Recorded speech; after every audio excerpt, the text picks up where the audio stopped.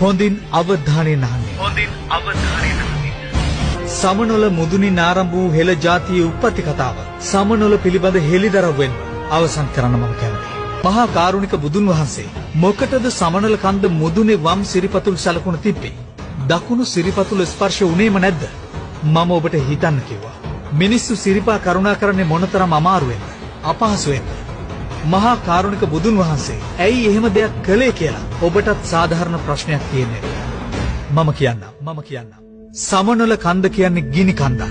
සක්‍රියව පැවති ගිනි කන්දක්. මහවැලි කැලණි කළු වලවේ යන ගංගා සමනොල කන්ද මුදුනේ සිට පැන නැංගා කියලා කවියක් ඔබ අහලා ඇති. ඔය ගංගා වලින් ජලය ගලන්න පටන් ගත්තේ පසු කාලෙක. සමනොල කන්ද මුදුනේ සිට පැන නැග්ගේ ලාවා, ගිනි පුලිඟු, වලවේ ගඟ අදටත් ඊට සාක්ෂි සපයන. ලක් සුමන සාමන්තයෙන් ගිහින් බුදුන්ට සමනොලට ආරාධනා කළේ මේ ගැටලුවට පිළිතුරක් උන්වහන්සේගෙන් ලබා ගන්නයි. මොකද මේ වෙද්දී යලිත් සමනොල ගිනි කන්ද සක්‍රිය වෙමින් පැවතුණා. බුදුන් වහන්සේ එතනදී ධර්මදේශනාවකුත් සිද්ධ කරලා හදවත පිහිටා තිබෙන පාර්ශවයේ වම් පාදයේ තබා අදිෂ්ඨානයක් කළා. ඒ අදිෂ්ඨානයේ නිසාම වසර 5000කට ගිනි කන්ද අක්‍රිය වුණා. ඒ තමයි උන්වහන්සේගේ මහා කාරුණික භාවය. ඊට ගෞරව කිරීමක් විදියටයි එදා පටන්ම අපි බුදුන්ගේ සිරිපතුල වඳින්න සමනොල නගින්නේ. ඊට ප්‍රථම සූර්ය නමස්කාරයට අපි කොහොමද සමනොල කන්ද නැග්ග જાතිය. හැබැයි මේ වසර 5000න් දැන් 2560ක්ම අවසන්. තව තියෙන්නේ එවැනිම පුංචි කාලයක් විතරයි. ඒ නිසයි බුදුදහම වසර 5000යි මේ රටේ තියෙන්නේ කියලා කිව්වේ. මොකද නිශ්චිතවම තවත් වසර 2500කින් සමනොල පුපුරනවා. එදාට මේ පුංචි දූපත සහ මුලින්ම විනාශ වෙනවා. සූර්යයන් 7ක් එකවර පෑවුව වගේ රස්නයක් ව්‍යසනයක් සිද්ධ වෙන්නේ ඉන් නගින ගිනි පුලිඟු නිසායි.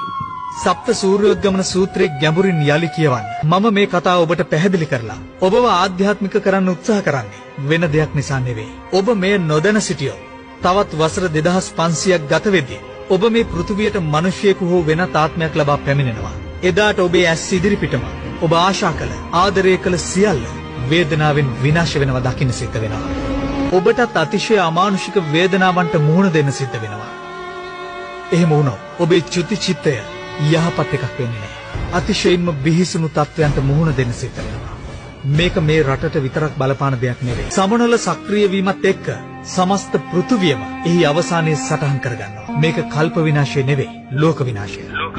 මේ සිදුවීම් මාලාවෙන් පසුව පායන හිරු රැසින් ලෝකයේ යලි ඇරඹීම සිද්ධ වෙනවා. ඉන් පසුවයි මෛත්‍රීය බුදුන්ට වෙන්න වූ යුගයේ ගොඩ නැගෙන. පව්කාරයින්ටත් පින් නැත්තන්ටත් අදාළ නිවැරදි ස්ථාන හිමිවීම සිද්ධ වෙනවා. මට අවශ්‍ය ඔබව දැනුවත් කරලා තවත් වසර 2500කින් පසුව සමනොල පුපුරා යන යුගයේදී මේ පෘථුවියට නොපැමිණ වෙනත් සුදුසු ස්ථානයකට ඔබව ගෙන යාමයි.